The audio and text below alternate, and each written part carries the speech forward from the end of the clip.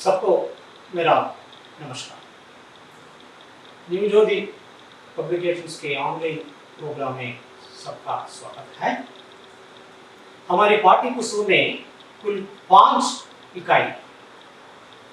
आज हम पहली इकाई का पहला पाठ वीर बहुटी से परिचित हो जाएंगे। हिंदी के प्रसिद्ध कहानी श्री प्रभात द्वारा लिखित कहानी है वीर बहुटी। लाल रंग का एक बरसाती कीड़ा है, मरकालत काम पड़ना जीविया। इसे हम मातृभाषा में इंद्रकोपम रेड वेलवेट माइट कहते हैं। अब हम कहानी के सारांश पर जाते हैं। सारांश वीर बहुटी कहानी का सारांश। इस कहानी में पांचवी कक्षा में पढ़ने वाले बेरा और साहिल के बीच होने वाली मित्रता की कहानी कही गई। स्नेहते दोनों एक साथ पढ़ते हैं, एक साथ खेलते हैं, एक साथ वीर बहुटियां पूछते हैं। वीर बहुटी रहे अन्वेषण पर छठी कक्षा में आने पर आराम क्लास लेकर आए तो दोनों अलग अलग स्कूल जाते हैं। मेरे स्कूल पढ़ के स्थिति विशेषण इस पर दोनों दुखी हो जाते हैं। दुख आगे हम पुस्तक की पृष्ठ संख्या पेज नंबर 8 की ओर जाएंगे।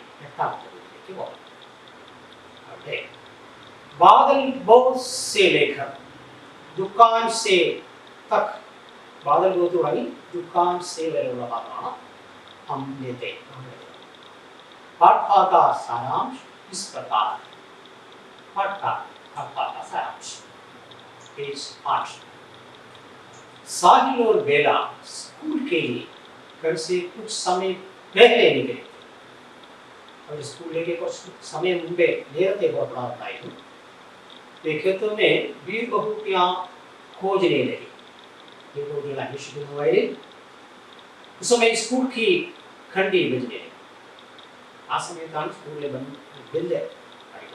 लेकिन साहिल को खल में स्याही हुआ। साहिल ने मेरे मची करके आवश्यकता। अब हम देखेंगे कि इस पाठ से कौन से प्रश्न पूछे जाएंगे।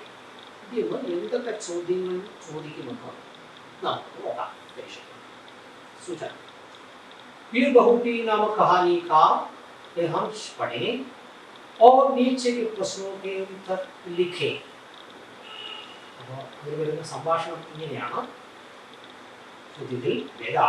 देखो, इस वीर बहुटी का रंग तुम्हारे रिबन के जैसे लाल है।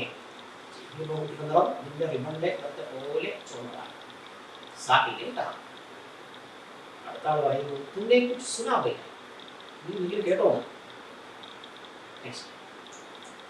हाँ सुना, पहली ठंडी लेकिन पेन में स्याही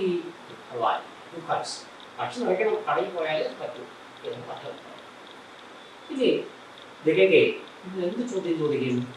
प्रश्न 1, इस प्रसंग के पात्र कौन कौन है? प्रसंग मीन्स कॉन्टेक्स्ट।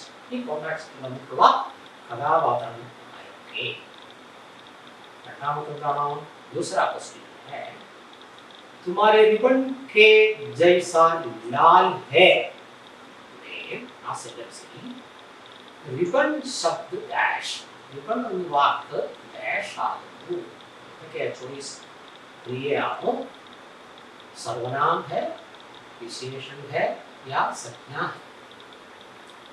अब 2 क्वेश्चन समाप्त हो गए हैं। तीसरा क्वेश्चन कौन सा है? इस प्रसंग पर साहिल के विचारों को डायरी के रूप में लिखे। डायरी എഴുതാനാണ്। അപ്പോൾ ആദ്യത്തെ 2 ചോദ്യത്തിന് ഉത്തരം നമുക്ക് നോക്കാം। ഒന്നാമത്തെ ക്വസ്റ്റ്യൻ എന്തായിരുന്നു? ഒന്നാമത്തെ ക്വസ്റ്റ്യൻ इस प्रसंग के पात्र कौन कौन है कथापात्रങ്ങൾ ആരൊക്കെ അത് ഞാൻ എളുപ്പം സാഹിത്യ കൊടുക്കുകയാണ്. ഇനി നെക്സ്റ്റ് റിബൺ എന്നുള്ള വാക്ക് എന്താണ്? നൗൺ ദാറ്റ് ഈസ് സംജ്ഞ है. Last one is right answer संज्ञा है. Now we are going to the third question. इस प्रसंग पर साहित्य के विचारों को डायरी के रूप में लिखें. डायरी എഴുതാനാണ് ചോദിച്ചത്. പക്ഷേ डायरी എഴുതണമെങ്കിൽ എന്തൊക്കെയാ ശ്രദ്ധിക്കണം അത് നോക്കി പറയാം. डायरी लिखते समय डायरी എഴുതുമ്പോൾ किन किन बातों पर ध्यान देना चाहिए. ഏത് കാര്യങ്ങളൊക്കെയാണ് നമ്മൾ ശ്രദ്ധിക്കേണ്ടത്? എന്തൊക്കെയാ? एक पहला तारीख അല്ലെങ്കിൽ ദിനാം that is date. दो ആത്മനിഷ്ഠ ശൈലി.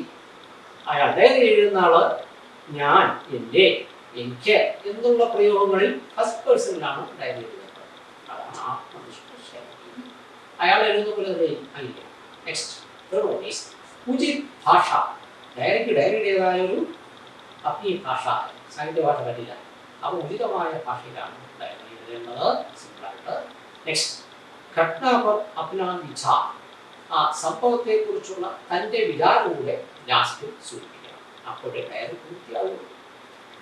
ഇനി അഞ്ചാമത്തെ പാഞ്ചമി പാത്തോസിയെ പ്രഭാവപൂർവ്വ പ്രസംഗിക്കാവില്ലേ സ്വാധീനിക്കുന്ന ആത്മസ്പർശിയായ വളരെ സ്വാധീനിക്കുന്ന കോണ്ടാക്റ്റുകളെ കുറിച്ച് അതിനകത്ത് പരാമർശം വേണം. എന്താണ്? വിരാമചിഹ്നം സ്റ്റോപ്പ് വേണം, അർത്ഥവിരാമം സെമികോളൻ വേണം, ഒപ്പം ആശ്ചര്യചിഹ്നം എക്സ്ക്ലമേഷൻ മാർക്ക് വേണം, എങ്കിലേ അത് ശരിയാകും. നെക്സ്റ്റ് സരൽ ഓർ സംക്ഷിപ്ത. നേരെ വലിച്ചു നീട്ടി എഴുതാൻ പറ്റില്ല. സരളമായതും സംക്ഷിപ്ത വളരെ ചുരുങ്ങിയതുമായി. നെക്സ്റ്റ് എന്താണ്? ആർട്ട് ക്രമബദ്ധത. ഡയറിയുടേതായ ഒരു ക്രമം പാലിക്കണം. ആ ക്രമം പാലിച്ച ഡയറി. ഇനി നമുക്ക് സാഹിബി നേരത്തെ ചോദിച്ച ചോദ്യത്തിൻ്റെ സാഹിബി ഡയറി എങ്ങനെ ആയിരിക്കും നോക്കാം. हम देखेंगे साहित्य डायरी कैसी होगी. हम लोग देखेंगे तारीख मात्र लिखा. आज हम घर से कुछ समय पहले निकले थे. हमें वीर बहुटियों से मिलना था. वीर बहुटियों കാണേണ്ടതുണ്ടായിരുന്നു. അതാണ് നേരത്തെ. रोज की तरह बेला और मैं खेतों में वीर बूटियां चुनने लगी. എഴുതുന്ന ആൾ പറയുന്നു ഞാൻ വേലയും വയലിൽ वीर बूटियों അന്വേഷിക്കാൻ നടന്നു പോയത്. वीर बूटियों का रंग നോക്കിയപ്പോൾ അതിന്റെ നിറം वीर बूटियों വേല के रिबन के जैसे डाल.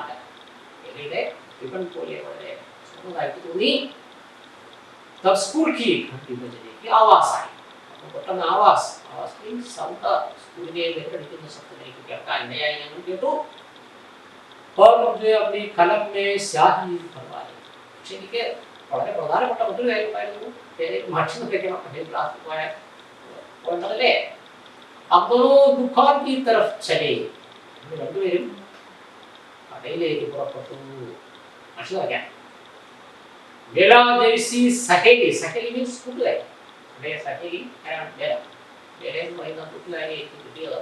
ധ്യാനം രഹായ് ഒന്നാമതൊരു കൂട്ടുകാരെ കിട്ടിയിരിക്കുന്നത്. ഏകാർത്ഥത്തിലും എനിക്ക് നല്ല കൂട്ടുകാരി കിട്ടിയിരിക്കുന്നത്. മൻ ചാത്താ ഹെ. അതാണ് തൻ്റെ അഭിപ്രായം. ഞാൻ നേരത്തെ പറഞ്ഞല്ലോ. അതാണ് ആ സെന്റൻസ്. മൻ ചാത്താ ഹെ.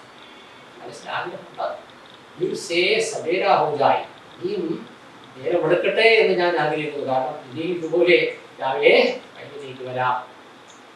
ഇനിയാണ് ഈ കോൺടാക്ട്സിൽ നിന്ന് വേറൊരു ചോദ്യം ചോദിക്കാനുള്ള സാധ്യതയും ഇതിനകത്ത് കാണാം. അത് നമ്മൾ മനസ്സിലാക്കി. हमने देखा कि डायरी किस प्रकार लिखी जाती है. डायरी എഴുതിയത് എങ്ങനെ നമ്മൾ കണ്ടു.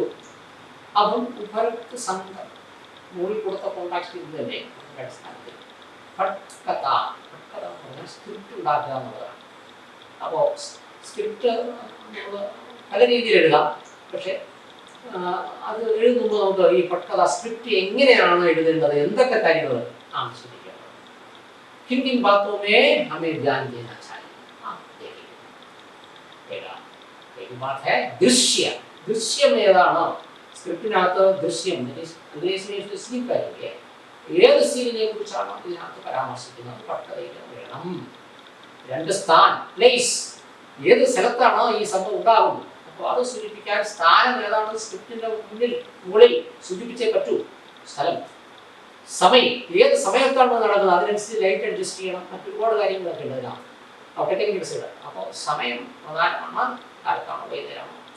ഇനി പാത്രം, ഈ സന്ദർഭത്തിൽ, ഈ സാഹചര്യത്തിൽ, ഈ പറയുന്ന സീനിൽ ഏതൊക്കെ കഥാപാത്രങ്ങളാണ് ഇതിനകത്ത് വരുന്നു എന്ന് തീർച്ചയായിട്ടും സ്ക്രിപ്റ്റിനകത്ത് സൂചിപ്പിക്കേണ്ടതായിട്ടുണ്ട്. ദൃശ്യത്താൽ ലഘു വിവരണം, ഇത് വളരെ പ്രധാനപ്പെട്ടതാണ്. ദൃശ്യത്തിൽ വരുന്ന കാര്യങ്ങളുടെ ലഘുവായ ഒരു വിവരണം. അത് എന്തൊക്കെയാകാം? വേഷഭൂഷ, ആളുടെ വേഷം എന്താണ് പ്രധാനമാണ്. വേഷം മാറിയാൽ കഥാപാത്രം മാറി. മാനവിസം, അവരുടെ ശ്രേഷ്ഠകൾ എങ്ങനെയാണ് അവർ പെരുമാറേണ്ടത്, ഏത് രീതിയിൽ അവർ അഭിനയിക്കണമെന്ന് ഉണ്ടാകണം. അതിനകത്ത് സൂചിപ്പിക്കണം. സംവാദ്, ഡയലോഗ്, സ്വാഭാവിക്, കഥാപാത്രത്തിന് യോജിച്ചതിനെയാണ് സ്വാഭാവിക് എന്ന് പറയുക. പാത്രാനുകൂൽ, കഥാപാത്രത്തിന് എല്ലാ അർത്ഥത്തിലും ശരിയാണെന്നും യോജിക്കുന്ന സംവാദം, ഡയലോഗ്. ഇനി അദ്ദേഹം പട്ടത്താലിലേക്ക് കോശിഷ്ഠ ഒരു സ്ക്രിപ്റ്റ് അങ്ങോട്ട് എഴുതാൻ ശ്രമിച്ചാലോ? സിമ്പിളായിട്ടുള്ള ഒരു സ്ക്രിപ്റ്റാണ് നമ്മൾ ഇതിനകത്ത് കാണിച്ചിട്ടുള്ളത്. സ്ക്രിപ്റ്റ് പല രീതിയിൽ എഴുതാം, പക്ഷേ ഇവിടെ നമ്മൾ അഡോപ്റ്റ് ചെയ്തിട്ടുള്ളത് നിങ്ങൾക്ക് പെട്ടെന്ന് മനസ്സിലാകാൻ മാത്രം സ്ക്രിപ്റ്റാണ്. അത് നോക്കൂ, ഫ്രണ്ടിലേക്ക് വീർബഹൂതി പട്ടകഥ, ഇവിടെ ഉള്ള പട്ടകഥ എന്നുള്ളത് സൂചിപ്പിക്കാനാണ് അങ്ങനെ എഴുതിയത്. മുകളിലേക്ക് വലതുവശത്ത് നോക്കൂ. സീൻ ഏക്, ഒന്നാമത്തെ സീൻ. ഷോർട്ട് ഏക്, അങ്ങനെയാണ് സ്ക്രിപ്റ്റ് സാധാരണ സ്ക്രിപ്റ്റ് പറയാനുള്ളത്.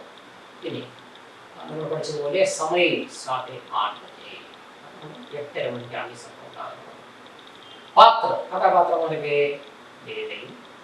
बस्ते फील्ड पर लगे, बेला और साथ खेत के किनारे जमीन पर बैठे, ഒടുവിൽ സ്കൂൾ ബാഗ് ആരംഭിച്ചിരുന്നു. ബേല और साहिल വയലിൻ്റെ കയ്യിൽ ഇങ്ങനെ ഇരിക്കുകയാണ്. എന്താ ചെയ്യുന്നത്? बेला और साहिल उत्साह से वीर बहुलियों को देख रहे हैं. വീക്ഷിക്കുകയാണ്. അതാണ് സീൻ. നെക്സ്റ്റ് സംഭാഷണം തുടങ്ങിയായി. സാഹിൽ, बेला देखो इस वीर बहुटी का रंग तुम्हारे रिबन जैसा लाल है. പോലെ ചുവന്നതാണല്ലോ. അപ്പോൾ എന്താ ഇപ്പോഴത്തെ സംഭാഷണം അല്ലാതെ സംഭവിക്കുന്ന കാര്യങ്ങളൊക്കെ ഇടതുവശത്താണ്. स्कूल के तुमने कुछ सुना बेला? सुना नहीं लेटो लेटो बेला. हाँ सुना. गई नाम ले अടിച്ചു കഴിഞ്ഞു. लेकिन मुझे पेन में स्याह भरवानी है दुकान से. ये पहले माटी കളിക്കേണ്ട കാര്യമുണ്ട്. दोनों उठते हैं. രണ്ടുപേരും എഴുന്നേൽക്കും. പറഞ്ഞ കോൺടാക്ട്സിന്റെ മാക്സിമം കാര്യങ്ങൾ സ്ക്രിപ്റ്റ് റൈറ്റിംഗിലൂടെ സമാപിക്കുന്നു. സ്ക്രിപ്റ്റ് റൈറ്റിംഗ് സമാപ്തി होता है. മറ്റൊരു പ്രധാന കാര്യം ഒരേ കാസ്മ അധികം കൂടുതൽ കാര്യങ്ങൾ അറിയാൻ ചെയ്യുന്നത് ജാനുവരി ജോലി റാങ്ക് ഫൈൽ റെഫർ ചെയ്യുക. റാങ്ക് ഫൈൽ എന്നാണ് വായിച്ച് ധാരാളം മാർക്ക് എടുക്കാൻ ശ്രമിക്കുക. നമസ്കാരം.